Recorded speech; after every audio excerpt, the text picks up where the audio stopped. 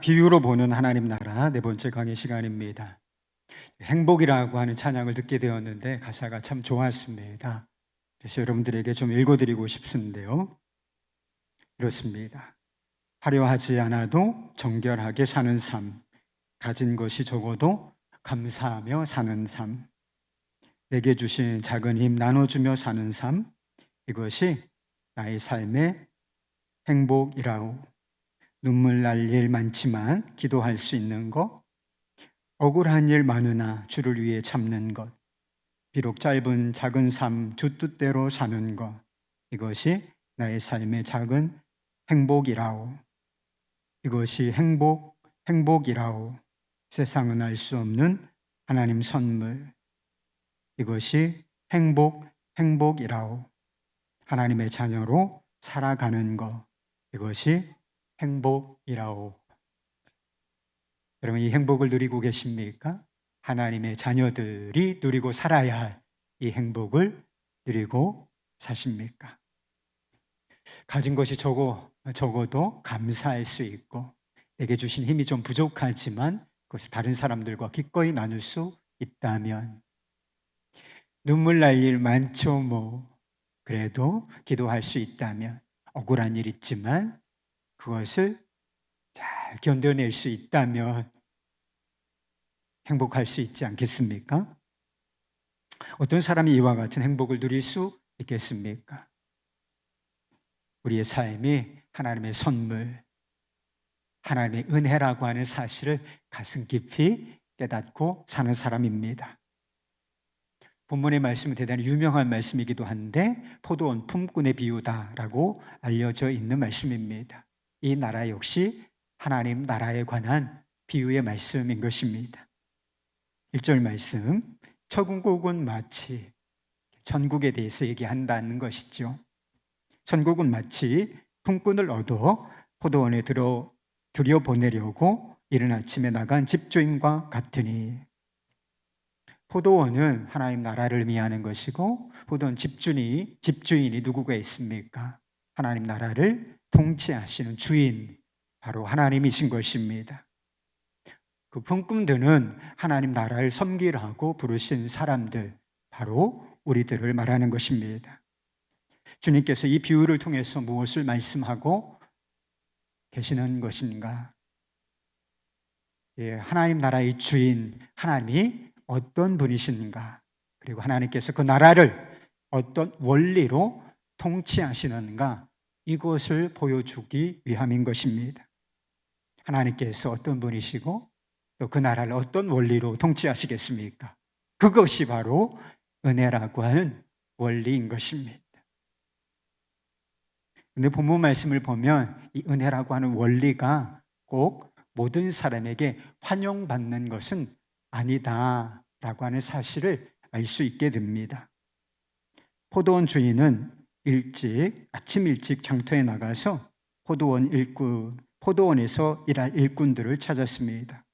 한 오전 6시부터 저녁 때까지 일할 일꾼을 찾으면서 그렇게 일하면 한 데나리온을 주겠다라고 약속을 하게 되는 것입니다. 그는 다시 오전 9시, 그리고 정오, 그 다음 오후 3시, 그리고 마지막에는 오후 5시에 나가서 일할 사람들을 더 고용하게 되는 것입니다. 일한 시간이 차이가 많죠. 어떤 사람은 12시간을 일하고 어떤 사람은 9시간을, 어떤 사람은 6시간을, 그리고 어떤 사람은 3시간을, 그리고 마지막 오후 5시에 온 사람은 1시간만 포도원에서 일을 하게 된 것이었습니다. 일이 끝나자마자 일용직이었으니까 그날 임금을 주게 되는데 순서가 있어요. 맨 마지막에 온 사람부터 청지기로 하여금 품삯을 주게 하는 것을 보게 됩니다. 1시간밖에 일을 하지 않았습니다. 얼마를 주느냐? 와우! 한 데나리온, 하루치 임금을 다 주는 것이었습니다. 저 사람들이 한 데나리온을 받는다면, 우와, 우리는 12시간을 일했으니까 얼마나 많이 받을까? 맨 처음에 포도원에 가서 일한 사람들이 얼마나 기대가 컸겠습니까? 그러자 곧 실망스러운 일이 벌어지고 맙니다. 자신들도 한 데나리온을 받게 되었기 때문인 것입니다. 먼저 들어온 일꾼들은 주인을 원망하면서 이렇게 항의를 하는 것이었습니다. 12절 말씀, 나중 온 이 사람들은 1시간밖에 일하지 아니하였거늘 그들을 종일 수고하며 더위를 견딘 우리와 같게 하였나이다. 우리가 일반적으로 가지고 있는 상식과 정의, 그것이 무엇입니까? 일한 시간만큼 그에 합당하게 차등을 두어서 임금을 지불하는 것, 그것이 상식이고 저것이 정의라고 생각하는 사람들이 있죠. 사회가 그렇게 돌아가고 있습니다. 그런데 이 원리를 벗어난 주인의 행동이 불공평하다. 왜 우리를 불공평하게 대우하느냐? 이런 원망이었던 것입니다. 주인은 일한 시간과 상관이 없이 일꾼들에게 동일한 임금, 한 데나리온을 지불했습니다. 그렇지만 모든 일꾼들에게 그들이 일한 것보다 더 많은 임금이 품삯이 지불된 것이었습니다. 사실은 12시간을 일한 사람에게도 은혜가 베풀어진 것이었어요. 아침 일찍 장터에 나가 있을 때 내 포도원에 들어가서 일을 하십시오. 그러면 저녁 때 일을 마칠 때 당신에게 한 데나리온을 주겠습니다. 이렇게 제안을 받았어요. 그 사람들이 이 제안을 어떻게 생각했겠습니까? 못마땅하게 여겼냐? 그렇지 않았어요. 기쁘게 그 제안을 기쁘게 받아들였을 것이 분명하다라고 하는 것입니다. 왜냐하면 여러분 일거리 찾기 얼마나 어려워요? 직장 구하기 쉽습니까? 일하기 어렵습니다. 일자리 구하기 어려워요. 그리고 당시 노동자의 하루 품삯은 한 데나리온에 미치지 못하는 경우가 허다했다는 것입니다. 지금 최저임금이 있죠. 최저임금 받지 못하고 일하는 사람이 수두룩해요, 여러분. 일자리 구하기도 어렵고 사실 법에 정한 금액에 못 미친 상태에서 임금을 받고 일하는 사람들이 많다라고 하는 사실을 우리가 인식한다면 주인의 제안은 되게 호의적인 것이었고 그것을 기쁘게 받아들였을 것이 분명하다라고 하는 것입니다. 그런데 왜 그들이 은혜를 입고도 분노하고 불평한 것이었겠습니까? 그 은혜가 불공평하게 보였기 때문이라고 하는 것입니다. 예수님과 함께 십자가에 못 박혀 달린 두 명의 강도가 있었다고 했습니다. 그중 한 사람이 마지막 순간에 예수님께 믿음과 자비를 구하는 그런 장면이 나오지요.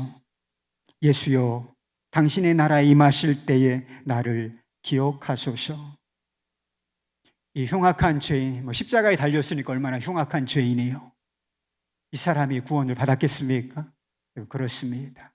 예수님께서 이 고백, 믿음의 고백을 들으시고 무엇이라고 말씀하셨는가? 내가 오늘 나와 함께 낙원에 있으리라. 이렇게 말씀하셨단 말이에요. 낙원이 어디입니까? 천국 있죠. 이 사람이 주의 나라를 위하여, 주님을 위해서 뭐 한 게 있습니까? 모든 것을 다 버리고 제자들처럼 주님을 따른 적이 있나요? 주의 나라를 위하여 복음을 전파한 적이 있습니까? 아무것도 없어.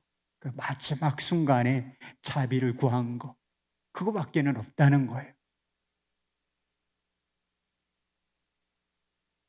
그런데 이 사람이 오직 값없이 주어지는 은혜로 구원을 받았다는 것입니다.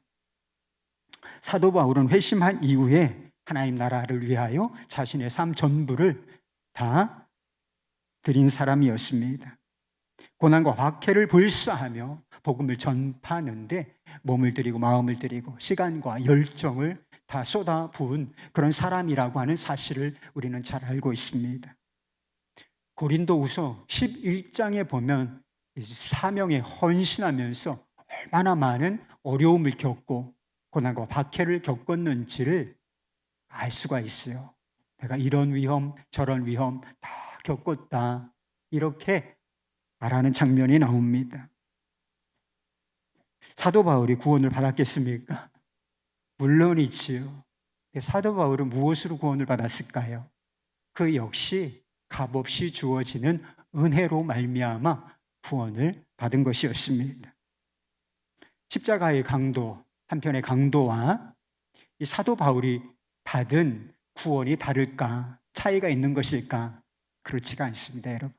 두 사람 다 동일하게 은혜를 받았고 두 사람 다 영광스러운 하나님 나라 그 속에 들어가게 되었다는 것입니다. 부끄러운 구원이라고 하는 개념이 있어요. 여러분, 이것은 거짓입니다. 부끄러운 구원이라고 하는 것은 존재하지 않습니다. 다 영광스러운 구원만 있는 것입니다. 비유로 말하자면 두 사람 다 십자가의 강도 그 사람과 사도 바울 두 사람 다 한 데나리온씩을 받게 되었다는 것입니다. 불공평해 보이지 않습니까? 많은 사람들이 은혜를 환영하기는커녕 비웃고 조롱하는 모습을 보인다는 것이지요. 복음을 전파해요. 값없이 십자가의 은혜로 믿기만 하면 구원을 받을 것이다. 그러면 아무렇게나 살다가 마지막 순간에 죽기 전에 믿습니다. 회개합니다. 이러면 되겠네. 이렇게 말하는 사람도 실제로 있을까요? 있습니다.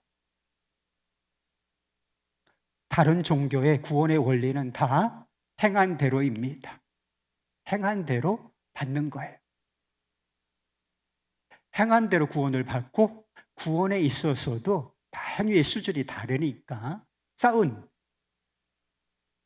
공로의 정도가 다르니까 구원에도 차등이 있어요. 그래서 1단계, 2단계, 3단계, 4단계 단계가 있단 말이에요.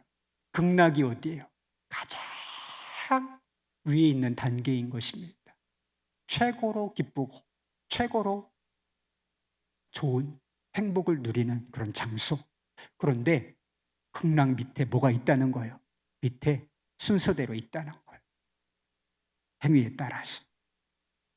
여러분, 이것을 불평하는 사람들은 없습니다. 그런데 왜 은혜는 비웃고 불평하는 사람들이 있는 것이겠습니까? 이 은혜가 대단히 불공평해 보이기 때문이라고 하는 것입니다. 여러분, 그런데 그거 아십니까? 우리 눈에 상식적으로 또 정의라고 하는 관점에서 보기에 이 불공평해 보이는 이 은혜가 복음이라는 사실을 말입니다. 하나님께서 우리에게 행한 대로 대우하신다고 생각해 보십시오. 맨 먼저 포도원에서 일한 일꾼, 이들이 가지고 있었던 상식, 정의, 행한 대로 이 기준으로 하나님께서 우리를 대우하시면 여러분, 우리가 어떤 위치에 서게 될까요? 하나님 나라에 들어갈 자격을 가지고 있는 사람은 사실 한 사람도 없습니다. 로마서 3장 말씀에 보면 이런 말씀들, 우리를 향한 모든 사람들을 향한 진리가 선포되고 있는데 이렇다는 거예요. 의인은 없나니 하나도 없으며 선을 행하는 사람은 없나니 하나도 없도다. 율법의 행위로 그 앞에 의롭다 하심을 얻을 육체가 없나니. 의로운 사람이 있다는 것인가? 없다는 것입니다. 다 어떤 사람이냐? 우리의 본질이 무엇이냐? 다 죄인들만 있다는 것입니다. 행한 대로 대우하는 것이 정의입니다. 선을 행하면 보상을 주고 좋은 것을 주고, 악을 행하면 형벌로 갚고, 행위가 온전하면 구원을 주고, 행위가 온전치 못하고 죄가 섞여 있으면 지옥으로 가고. 그렇다면 하나님께서 저와 여러분을, 우리를 어떻게 대우하시는 것이 정의이겠습니까? 죄의 삭은 사망이요, 하는 말씀이 있지 않습니까? 모든 사람이 지옥에 가는 것이 하나님의 공의인 것입니다. 이게 공평한 것이다 라고 하는 것입니다.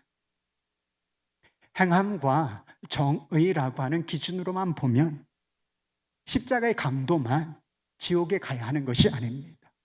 어떤 대단한 위인들도, 그리고 예수님의 제자들도, 사도 바울도, 또 어떤 순교자들도 다 지옥에 가야 마땅하다는 것입니다.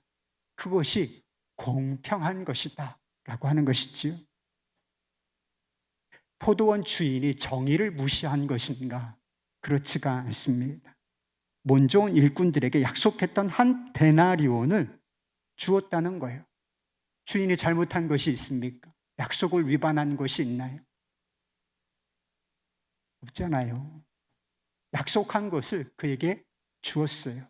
잘못한 것이 없습니다. 주인이 한 일은 공평과 정의를 뛰어넘어서 은혜와 자비를 베풀었다라고 하는 것입니다. 대단히 적게 받을 사람에게 많은 액수의 임금을 지불했다라고 하는 것이지요.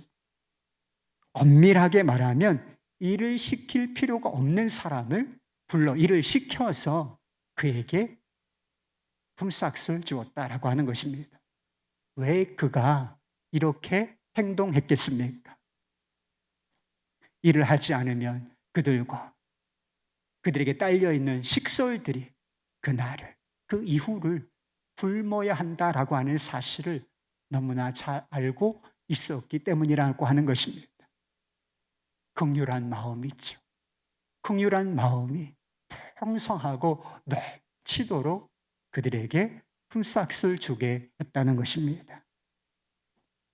여러분, 십자가가 왜 있는지 아십니까? 하나님께서 정의를 모르시기 때문에, 정의롭지 않으시기 때문에 십자가가 있는 것인가요? 그렇지가 않습니다. 정의를 뛰어넘어서 이 죄인들에게 은혜를 베푸시기 위하여 이 십자가가 있는 것입니다. 죄는 누가 지었어? 여러분, 죄 안 지었어요?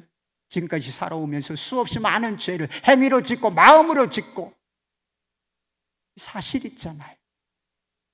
정직하다면 그것을 누가 부인할 수 있겠습니까? 죄는 내가 지었는데 정죄와 심판은 예수님께서 받으셨다는 것입니다. 죄의 삭은 사망이, 이 원리가 공이란 말이에요. 이것을 우리에게 적용하면 끝이니까 이 원리를 우리에게 적용하지 아니하시고 예수님에게 적용하셨기 때문인 것입니다. 세상에서 가장 불공평한 대우를 받은 사람이 있다면 누구겠습니까? 여러분이에요. 임금 좀 못 받은 게 있습니까? 좀 억울한 대우를 받으신 적이 있나요? 근데 세상에서 가장 불공평한 대우를 받은 분이 있다면 아무 죄도 없이 십자가에서 형벌을 받으시고 저주를 받으신 예수, 십자가의 예수인 것입니다.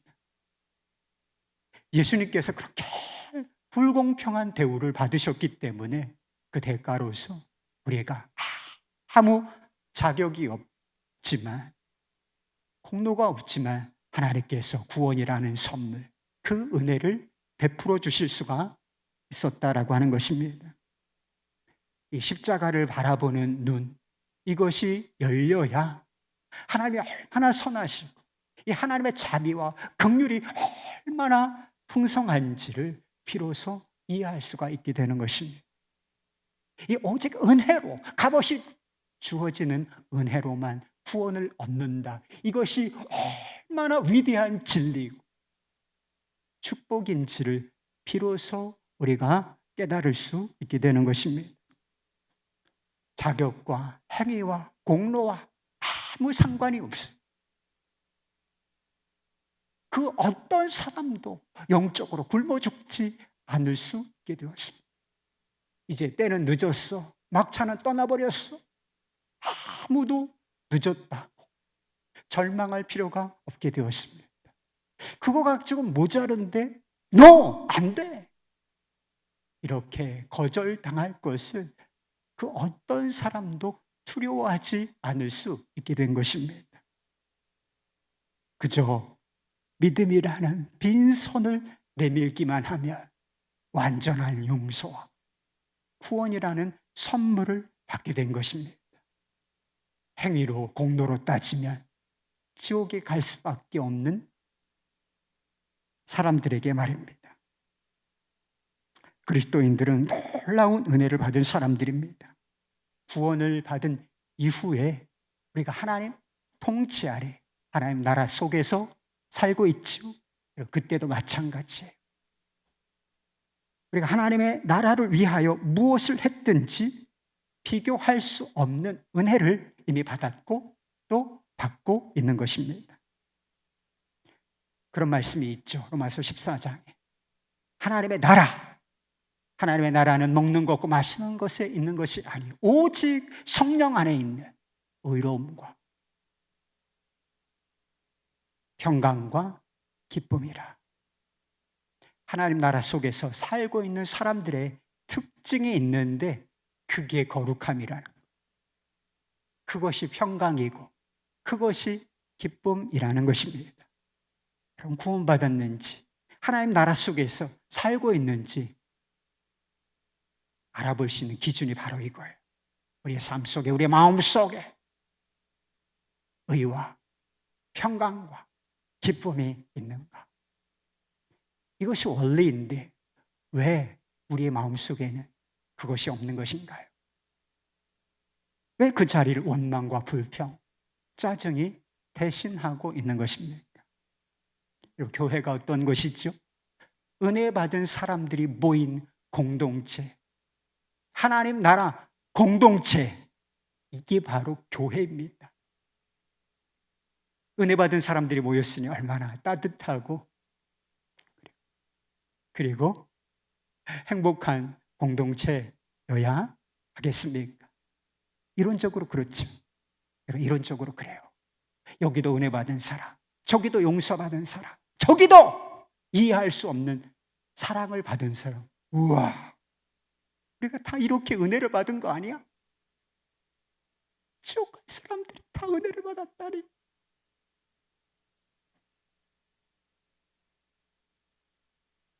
그런데 왜 용서와 격려와 사랑이 있어야 할 그 자리를 정죄와 비판, 그렇게 인색하고 까다롭고 이런 것들이 그 자리를 대신하고 있는 것일까요? 근본적인 원인이 있어요. 그것은 내가 자격이 있다고 믿고 있기 때문이라고 하는 것입니다. 권리가 있다라고 생각하고 있기 때문이에요. 왜 먼저 온 일꾼들이 주인에게 원망과 불평을 쏟아낸 것이겠습니까? 자신들이 그 사람들보다 더 받을 자격이 있다 이렇게 생각했기 때문인 것입니다. 실제로 그들에게 자격이 있는 것은 아니었어요. 그들은 받을 것을 받았을 뿐입니다. 자격이 있었던 것은 아닌데 다만 주인이 자비를 베푼 거란 말이에요. 자비를 베푼 것인데 자신들이 더 받을 자격이 있다고 생각하니까 그것이 불공평하게 보였던 것입니다. 이런 찬양들이 있어요. 나 같은 죄인 살리시 주 내 고마워 잃었던 생명 찾았고 광명을 얻었네. 할렐루야. 이런 찬양을 부르긴 하지만 자신이 그렇게 큰 죄인은 아니라고 생각을 하는 것 같아요.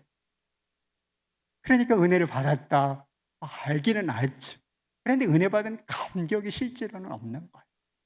다른 사람 바라보면서 정죄하고 죄인 취급하는 일이 있는 것입니다. 하나님의 은혜로 있을 데 없는 자 왜 구속하여 주는지 난 알 수 없도다. 이게 은혜이잖아요. 이런 찬양을 부르긴 하지만 자신이 쓸데없다, 무익한 자였다라고 생각하지는 않는 것 같습니다. 그러니까 은혜를 받았다고 하면서 마음속에 기쁨, 감사 같은 것이 존재하지를 않는 거예요. 그리고 다른 사람 보면서 이 쓸데없네, 부가치 않네, 이렇게 판단하고 있는 것입니다. 늘 울어도 눈물 넣었어 목 아플 줄 알아. 몸 밖에 들을 것 없어 이 몸 바칩니다. 이런 찬양을 부르긴 하지만 갚을 수 없는 은혜를 받았다, 그렇게 생각하지는 않는 것 같습니다. 그러니까 은혜를 받았다라고 하면서도 눈물 한 방울이 안 나. 십자가를 바라보면서 마음이 덤덤해. 작은 헌신을 하면서도 그렇게 생색을 내고 뭐 어마어마한 헌신을 한 것도 아니요, 작은 헌신한 것뿐인데 그게 이렇게 생색이 내고 싶어지고 인정받기를 잘했지만 내가 한 거야, 이렇게 인정받기를 바라는 것입니다. 하나님 나라를 위해서, 그 일을 위해서 열심히 일하시는 분들이 있습니다. 잘하는 거죠 뭐. 네, 없던 자격이 그러므로 말미암아 새롭게 생기는 것인가요? 은혜는 사라지고 이제는 공로로 살게 되는 것입니까? 공로로 하나님 앞에 서게 되는 것인가요? 담임 목사가 목회를 열심히 해야죠. 담임 목사가 목회를 열심히 해서 그가 조금씩 성장하면 없던 자격이 생기고 뭐 특별한 대우를 받아야 하는 것인가요? 예, 공로의식이라고 하죠. 제 마음속에 이 공로의식이 충만하면 교회는 절대로 은혜로운 공동체가 될 수 없습니다. 주변에 있는 분들 다 힘들었죠. 저만 그런 게 아니라 우리 모두가 똑같다는 거예요. 내게 자격이 있지, 공로가 있지, 대우를 받아야지, 이런 마음으로 내 마음이 충만하면 다 힘들게 하게 돼 있다는 거예요. 다 상처뿐인 공동체가 될 수밖에 없다는 것입니다. 포도원 주인의 모습을 한번 보시기 바랍니다. 좀 이상하죠? 일부러 일거리를 만드는 사람처럼 보이지 않습니까? 임금을 주려고, 돈을 주려고 일을 시키는 것 같아요. 가서 일해. 내가 돈 줄게. 이런 모양새로 보인단 말입니다. 우리 하나님이 그런 분이세요. 하나님께 꼭 내가 아니면 안 되는 그 일이 있겠습니까? 내가 아니면, 또 아니면 안 되겠다, 너 아니면 그 일 절대로 안 되니까 너 그 일 좀 해라. 하나님께 그런 일이 있겠는가? 없어요, 여러분. 절대로 그런 일은 없어요. 부르신 게 은혜고 써주시는 게 은혜일 뿐인 것입니다. 사도 바울이 회심한 이후에 자신의 모든 것을, 삶을 다 하나님의 나라를 위하여, 복음 전파를 위하여 드렸다고 말씀드리지 않았습니까? 그런데 그가 어떻게 고백하고 있는가? 고린도 전서 15장 10절 말씀입니다. 그러나 내가 나 된 것은 하나님의 은혜로 된 것이니 내게 주신 그의 은혜가 헛되지 아니하여 내가 모든 사도보다 더 많이 수고하였으나 내가 한 것이 아니요 오직 나와 함께 하신 하나님의 은혜로라. 수고가 없었던 게 아니죠. 뭐 헌신이 없었나요? 아니에요. 울며 기도하며 몸을 바치고 몸부림치고 박해를 무릅쓰고 다 있었어요.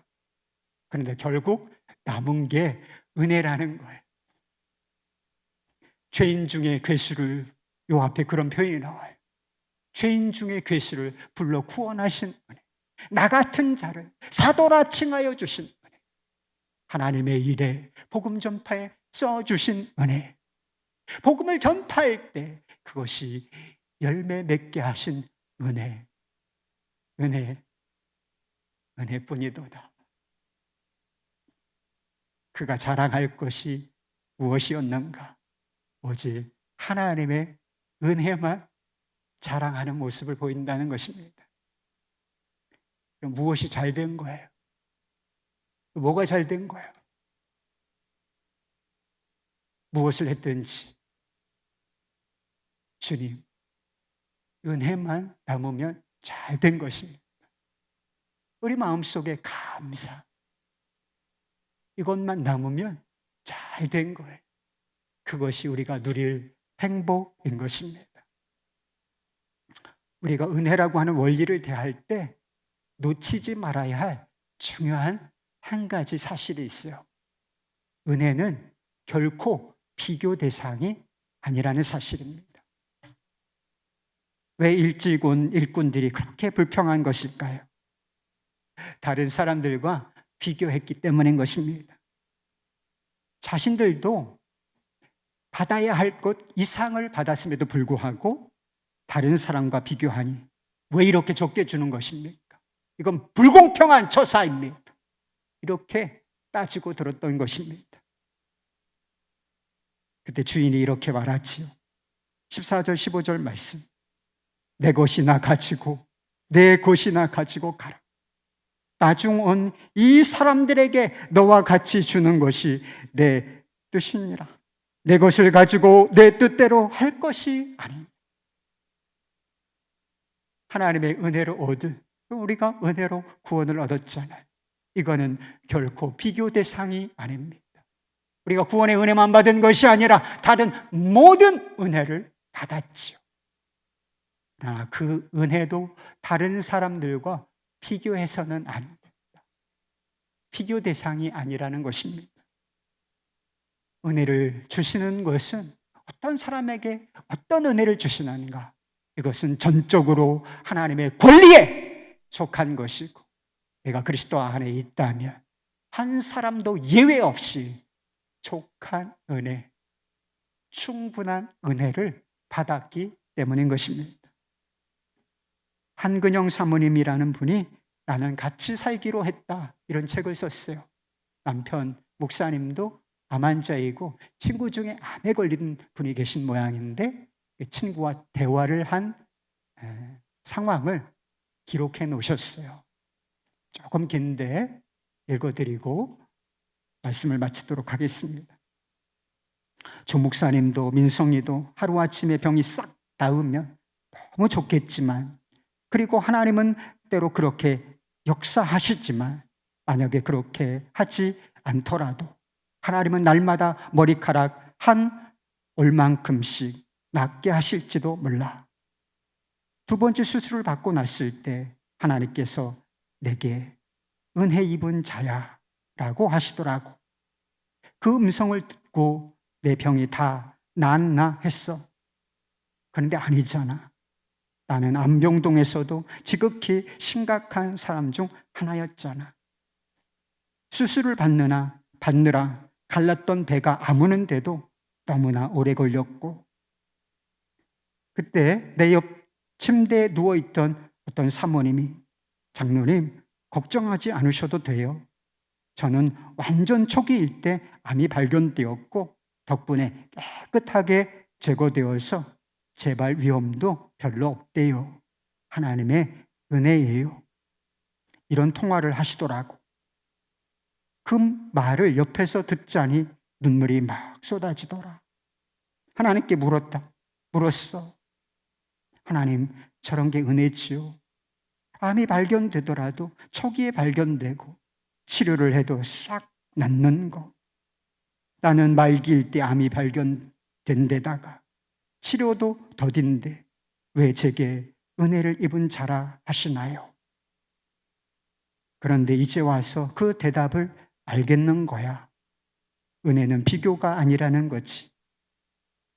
그 사모님처럼 한 번에 싹 낫는 것도 하나님의 은혜이고, 우리처럼 하루에 혹은 한 달에 머리카락 한 올만큼씩 회복되는 것도 하나님의 은혜인 거야. 나 같은 암 환자들은 죽음에 대한 두려움이 있어. 아니, 더 정확하게 말하면 죽을 때 겪게 될 고통에 대한 두려움이 크지. 그런데 얼마 전 암에 걸리신 어떤 권사님이 임종하실 때 마치 천사를 본 듯 아무 고통이 없이 미소를 지으며 곱게 떠나셨다는 소리를 들은 거야. 그 소식을 듣고 위로를 받았어. 하나님이 나를 데려가실 때도 그렇게 데려가셨으면 좋겠다. 그런 은혜가 임했으면 좋겠다 했지. 그런데 며칠 전에 우리 딸이랑 교회 오빠 이관희 책을 사다 봤거든. 이관희 집사님이 몰핀 진통제를 먹으면 정신이 흐려져 성경책을 읽을 수 없으니까 몰핀을 끊고 통증을 견디며 마지막 시간을 보냈다는 얘기가 나오더라고. 나한텐 충격이었어. 나도 이렇게까지 말씀을 사모할 수 있을까? 나한테 그런 통증이 찾아온다면 견딜 수 있을까? 하나님은 왜 그분에게 통증 없는 마지막을 주시지 않으셨을까? 책을 읽으면서 비로소 알겠더라. 얼마 전에 떠나신 권사님처럼 아무 통증 없이 죽음을 맞는 것도 은혜이지만 이관희 집사님처럼 통증을 견디며 죽음을 맞게 하시는 것도 하나님의 은혜구나. 한 번에 낫는 것도 은혜, 병이 머리카락 한 올만큼씩 낫는 것도 은혜이듯이 그러다가 언젠가 병이 완전히 낫는 것도 은혜. 병이 안 나, 고통도 없고 눈물도 없는 하나님의 집에 우리를 데려가시는 것도 은혜인 거야. 나는 그런 하나님의 은혜를 입은 자였어. 그래서 하나님이 내게 은혜 입은 자야 라고 말씀하셨나 봐. 친구의 그 말에 나는 고개까지 끄덕이며 말했다. 맞아. 아멘이다, 정말. 구원도, 사역도, 삶도, 고난도, 죽음도 다 하나님의 은혜라고 하는 범주, 영역 안에 있는 것들입니다. 하나님의 통치와 다스림 안에 있는 것들이에요. 비교 대상이 아닙니다. 우리가 해야 할 일은 주님의 은혜가 내게 족한 줄 알고 그저 감사하는 것입니다. 그것이 우리가 누릴 행복인 것입니다. 은혜 받은 이들이요, 은혜의 원리 속에 살고 있는 이들이요, 행복하십시오. 기도하십시오.